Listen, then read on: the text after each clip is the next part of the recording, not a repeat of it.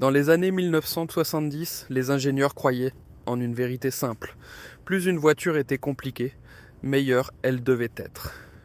Hydraulique, mécanique, électronique, tout était intégré, souvent sans égard pour l'entretien ou les coûts.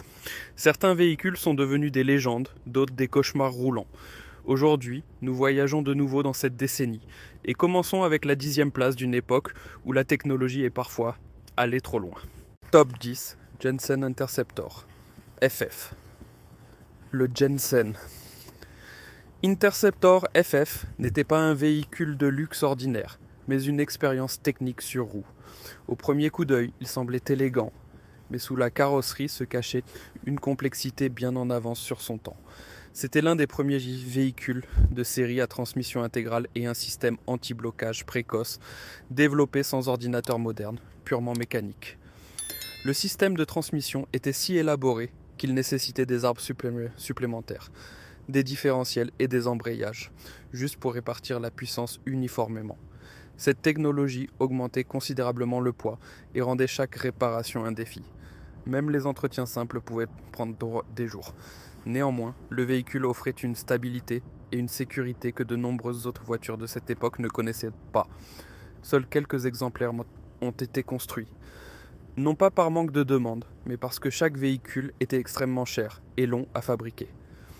Ce courage technique était-il en avance sur son temps, ou déjà un pas de trop? Top 9. Aston Martin, Lagonda. Série 2. Le Lagonda Série 2 ressemblait à un véhicule venu du futur, bien avant que ce futur ne soit prêt. Son intérieur était marqué par des affichages numériques, des commandes tactiles remplaçaient les interrupteurs classiques, et la technologie devait redéfinir le luxe. Mais cette vision avait son prix. Les systèmes électroniques étaient fragiles, sujets aux pannes et extrêmement complexes. Des changements de température ou les moindres problèmes de tension pouvaient paralyser des affichages entiers.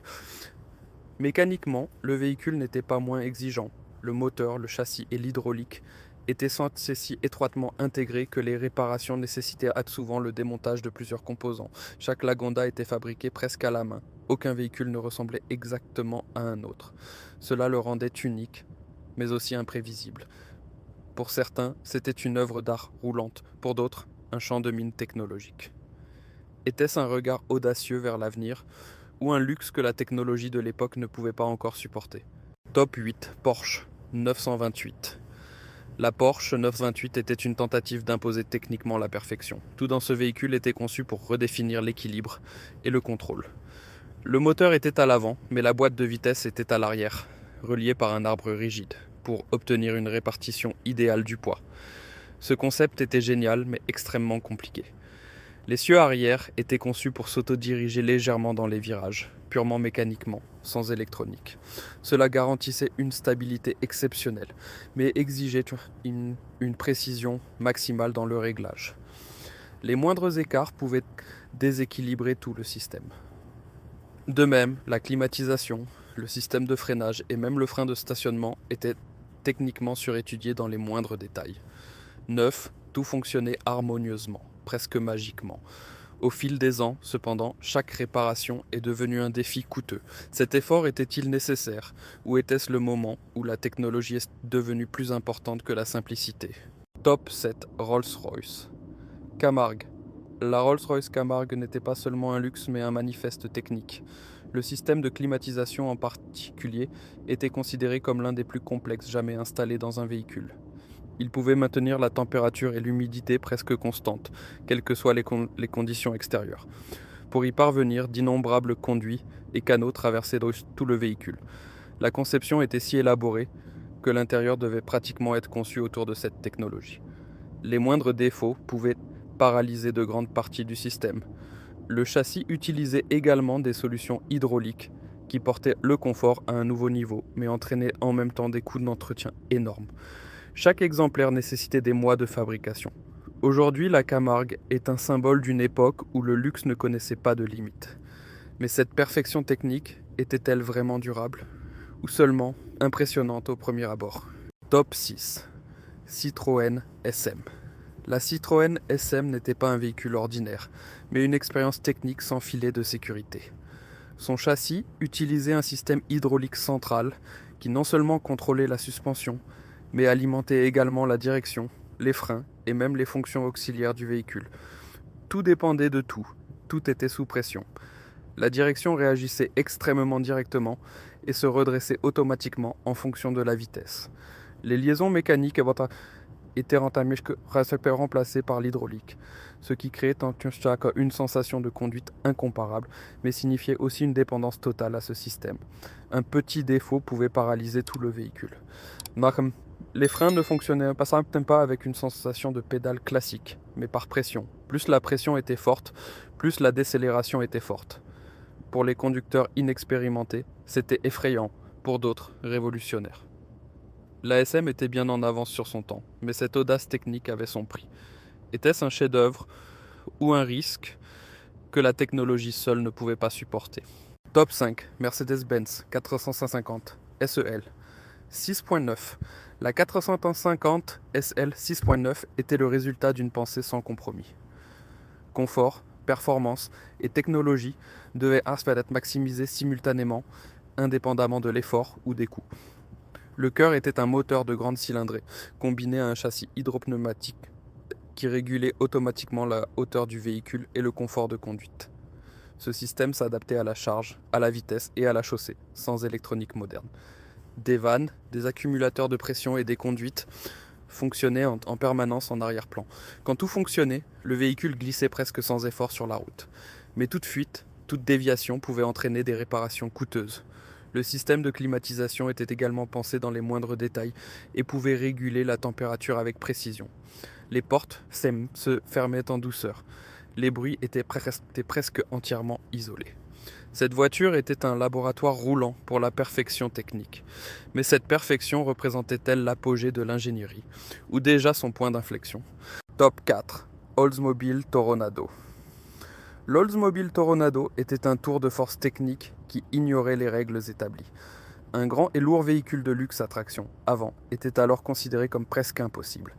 Mais c'est exactement ce que l'on voulait prouver. Pour transmettre l'énorme puissance du moteur aux roues avant, on a développé un système d'entraînement complexe avec des chaînes, des joints spéciaux et des composants massifs.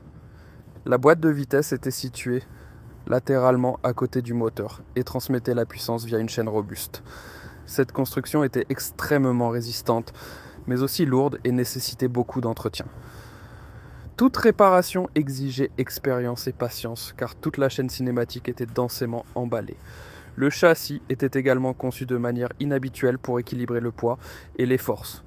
Le résultat était impressionnant et contradictoire à la fois. Le Toronado a prouvé que de tels concepts étaient possibles, mais a aussi soulevé la question de savoir si cet effort technique était judicieux. Était-ce un pas audacieux en avant, ou une expérience de pensée qui allait trop loin? Top 3. Maserati. Quattroporte 2. La quattroporte était une tentative d'unir luxe et haute technologie dans une berline.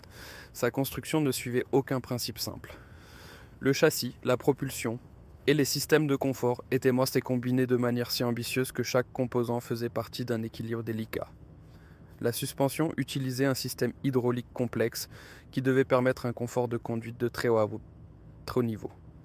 En même temps, les fonctions intérieures étaient automatisées, bien avant que de tels systèmes ne soient maîtrisés de manière fiable. Les affichages, les commandes et les voyants donnaient l'impression d'une supériorité technique, mais réagissaient souvent de manière imprévisible. Les sièges offraient de nombreuses possibilités de réglage, la climatisation fonctionnait entièrement automatiquement, et même des fonctions de diagnostic étaient intégrées. Mais plus il y avait de technologie, plus le système global devenait vulnérable. La 4porte 2 n'était pas un véhicule pour les pragmatiques, c'était une vision, mise en œuvre sans compromis. Mais cette vision était-elle en avance sur son temps, ou simplement trop complexe pour durer? Top 2, Lancia Gamma. La Lancia Gamma était un exemple de la façon dont une créativité technique illimitée pouvait conduire à des solutions aussi fascinantes que problématiques. Toute la construction était conçue pour une utilisation maximale de l'espace et un confort optimal, mais c'est précisément ce qui rendait le compartiment moteur extrêmement étroit et difficile d'accès. Même les entretiens simples devenaient ainsi des interventions complexes. Le châssis, la transmission et la direction étaient finement réglés, mais réagissait de manière extrêmement sensible aux moindres écarts. Toute irrégularité pouvait perturber l'interaction harmonieuse des systèmes. À l'intérieur, la Gamma offrait un haut niveau de luxe et de modernité, avec des fonctions automatiques en avance sur leur temps. Quand tout fonctionnait parfaitement, le véhicule transmettait une sensation de conduite calme et souveraine. Mais cette perfection était fragile. Un seul problème technique pouvait déséquilibrer tout le système. La Gamma était-elle un pas audacieux vers l'avenir, ou une preuve que la complexité ne signifie pas toujours le contrôle? Top 1. Cadillac Seville. La Cadillac Seville se trouve en tête de cette liste, non pas pour son extravagance extérieure, mais pour son exigence technique exceptionnelle. Ce véhicule a été développé dans le but de fixer de nouvelles normes en matière de précision, de confort et de fiabilité. Des systèmes électroniques ont pris en charge des tâches qui étaient auparavant résolues de manière purement mécanique et ont travaillé en étroite collaboration. Le contrôle moteur, le système de carburant et la régulation du châssis faisaient partie d'un concept technique global testé dans des conditions extrêmes.